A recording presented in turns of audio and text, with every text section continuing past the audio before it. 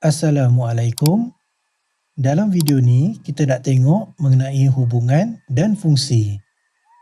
Sebelum ni, Abang ada kata, fungsi itu adalah untuk menyatakan hubungan antara input kepada output yang dikeluarkan. Sekarang, kita nak tengok dulu macam mana kita boleh mewakilkan atau memaparkan sesuatu hubungan. Ada 3 cara untuk kita mewakilkan sesuatu hubungan. Yang pertama, melalui gambar rajah anak panah. Yang kedua, melalui pasangan bertertib. Dan yang ketiga, melalui graf. Okey, sekarang kita tengok dulu cara yang pertama, iaitu melalui gambar rajah anak panah. Katakan input kita sekarang adalah kacang dan beras, manakala output kita adalah laksa dan nasi. Menggunakan fungsi periuk nasi, kita akan menghubungkan beras kepada nasi. Kemudian kita akan kurungkan input dan output kita ke dalam satu bentuk. Kebiasaannya kita akan gunakan bentuk bujur. Bentuk lain pun korang boleh gunakan. Input juga korang boleh sebut sebagai domain, manakala output korang juga boleh sebut sebagai kodomain. Daripada gambar rajah ni, kita dapat keluarkan maklumat seperti berikut. Domain kita adalah beras dan kacang. Objek pula hanyalah beras, sebab hanya beras yang dipadankan kepada output, iaitu nasi. Untuk kodomain pula, kita ada nasi dan laksa. Imej pula kita ada hanyalah nasi, sebab hanya nasi yang dipadankan kepada input, iaitu beras. Begitu juga dengan julat hanyalah nasi, sebab hanya nasi yang dipadankan kepada objek. Seterusnya, kita tengok pula cara yang kedua, iaitu melalui pasangan bertertib. Daripada gambar rajah yang sama, kita dapat keluarkan pasangan bertertib seperti berikut. Dalam pasangan bertertib, hanya objek yang mempunyai imej sahaja yang ditulis. Jadi, daripada pasangan bertertib, kita dapat lukis semula gambar rajah anak panah dan begitu juga sebaliknya. Seterusnya, kita tengok pula cara yang ketiga, iaitu melalui graf. Abang masih menggunakan data yang sama, cuma abang paparkan dalam bentuk graf. Jadi, kita dapat keluarkan maklumat daripada graf ni seperti berikut. Seterusnya, kita nak tengok pula mengenai jenis hubungan. Hubungan dipecahkan kepada 4 kategori. Yang pertama, 1 kepada 1. Yang kedua, 1 kepada banyak. Yang ketiga, banyak kepada 1. Dan yang keempat, banyak kepada banyak. Sekarang kita tengok dulu macam mana yang dikatakan hubungan 1 kepada 1. Dalam contoh ni, abang menggunakan set di sebelah kiri merupakan ibu negeri kepada set di sebelah kanan. Daripada gambar rajah anak panah ini, kita dapat tengok setiap objek hanya dipadankan kepada satu imej, atau kita boleh katakan setiap input hanya dipadankan kepada satu output. Jadi, kita boleh katakan hubungan dalam gambar rajah anak panah ini adalah 1 kepada 1. Sekarang, kita cuba keluarkan maklumat daripada gambar rajah ini. Domain daripada gambar rajah anak panah ini adalah Ipoh, Kuantan dan Johor Bahru. Begitu juga dengan objek, iaitu Ipoh, Kuantan dan Johor Bahru, sebab kesemuanya dipadankan kepada imej. Kodomain pula adalah Perak, Pahang dan Johor. Imej dan julat pula adalah Perak, Pahang dan Johor, sebab kesemuanya dipadankan kepada objek. Sebagai contoh soalan, Ipoh merupakan ibu negeri kepada negeri apa? Jawapannya, Ipoh merupakan ibu negeri kepada Perak. Soalan juga boleh bertanyakan, apakah imej bagi Kuantan? Jawapannya adalah Pahang, sebab Pahang merupakan imej bagi Kuantan. Begitu juga soalan boleh bertanyakan apakah objek bagi Johor.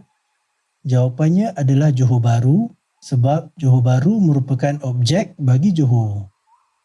Seterusnya kita tengok pula hubungan satu kepada banyak. Berikut merupakan gambar rajah anak panah mengikut waktu tugasan. Daripada gambar rajah anak panah ini, kita dapat tengok setiap waktu tugasan dipadankan lebih daripada satu orang. Jadi kita boleh katakan hubungan untuk gambar rajah anak panah ini adalah satu kepada banyak. Sebagai contoh soalan, apakah imej bagi pagi? Jawapannya adalah Acong dan Aminah. Sebab Acong dan Aminah dipadankan kepada waktu tugasan pagi. Seterusnya kita tengok pula mengenai hubungan banyak kepada satu. Untuk banyak kepada satu ni, abang masih menggunakan data yang sama, cuma abang terbalikkan kedudukannya. Jadi, soalan boleh bertanyakan, apakah imej bagi Raju? Jawapannya adalah petang sebab Raju dipadankan kepada sesi tugasan petang. Soalan juga boleh bertanyakan, apakah objek bagi petang? Jawapannya adalah Raju dan Ahmad sebab Raju dan Ahmad dipadankan kepada sesi tugasan petang. Sekarang kita nak tengok hubungan yang terakhir iaitu banyak kepada banyak. Daripada gambar rajah anak panah ini, set di sebelah kiri merupakan kawan kepada set di sebelah kanan. Kita dapat tengok objek dipadankan lebih daripada satu imej dan begitu juga dengan imej dipadankan lebih daripada satu objek. Jadi, hubungan bagi gambar rajah anak panah ini adalah banyak kepada banyak. Sekarang kita nak recap dulu apa yang kita dah tengok setakat ini. Pertama sekali kita dah tahu cara untuk mewakilkan hubungan. Ada 3 cara. Yang pertama, melalui gambar rajah anak panah. Yang kedua, melalui pasangan bertertib. Dan yang ketiga, melalui graf. Seterusnya, daripada hubungan kita dapat keluarkan maklumat. Yang pertama adalah domain. Domain merupakan kesemua data yang berada di dalam set input. Yang kedua pula ialah kodomain. Kodomain merupakan kesemua data yang berada di dalam set output. Yang ketiga pula ialah objek.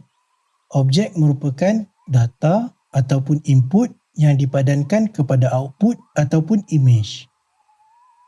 Begitu juga dengan imej, hanya output yang dipadankan kepada input ataupun objek. Akhir sekali adalah julat. Julat merupakan kesemua imej yang berada di dalam set output ataupun kodomain. Seterusnya kita dah tahu mengenai jenis-jenis hubungan. Hubungan dibahagikan kepada 4 kategori. Yang pertama, satu kepada satu. Yang kedua, satu kepada banyak. Dan yang ketiga, banyak kepada satu. Dan akhir sekali adalah banyak kepada banyak. Sebelum kita nak tengok hubungan yang macam mana yang boleh dikatakan sebagai fungsi, kita nak tengok dulu syarat untuk menjadi fungsi. Syarat yang pertama, kesemua input mestilah objek. Ini bermaksud setiap input mestilah dipadankan kepada imej ataupun output. Jika tidak, hubungan tersebut tidak menepati syarat untuk menjadi fungsi. Sebagai contoh, kita tengok balik hubungan yang kita dah tengok sebelum ini. Kita ada beras dan kacang. Hanya beras yang dipadankan kepada output iaitu nasi. Kacang pula tidak dipadankan kepada mana-mana imej. Jadi hubungan ini tidak menepati syarat pertama untuk menjadi fungsi. Syarat yang kedua pula, setiap objek hanya boleh mempunyai satu imej. Sebagai contoh, kita tengok hubungan yang berikut. Setiap input dipadankan kepada imej. Jadi, hubungan ini menepati syarat yang pertama untuk menjadi fungsi. Setiap input juga hanya mempunyai satu imej. Jadi, hubungan ini juga menepati syarat kedua untuk menjadi fungsi. Kita tengok pula contoh yang lain. Daripada gambar rajah anak panah ini, input PQR dipadankan kepada imej. Jadi, hubungan ini menepati syarat yang pertama untuk menjadi fungsi. Setiap objek juga hanya dipadankan kepada satu imej. Jadi, hubungan ini juga menepati syarat yang kedua untuk menjadi fungsi. Walaupun S dan U tidak dipadankan kepada mana-mana objek, hubungan ini masih menepati dua syarat utama menjadi fungsi.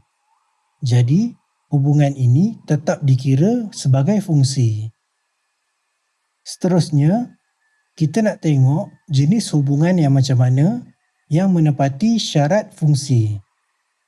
Hubungan yang pertama ialah 1:1. Di dalam hubungan ini, hanya satu objek dipadankan kepada satu imej. Jadi, hubungan ini dikira sebagai fungsi. Hubungan yang kedua pula ialah 1:banyak. Di dalam hubungan ini, satu objek dipadankan kepada banyak imej. Jadi, hubungan ini tidak menepati syarat fungsi. Hubungan yang ketiga pula ialah banyak:1. Dalam hubungan ini, banyak objek dipadankan hanya kepada satu imej. Jadi, hubungan ini dikira sebagai fungsi. Akhir sekali, hubungan banyak:banyak. Kita sedia tahu, setiap objek yang dipadankan kepada banyak imej adalah bukan fungsi.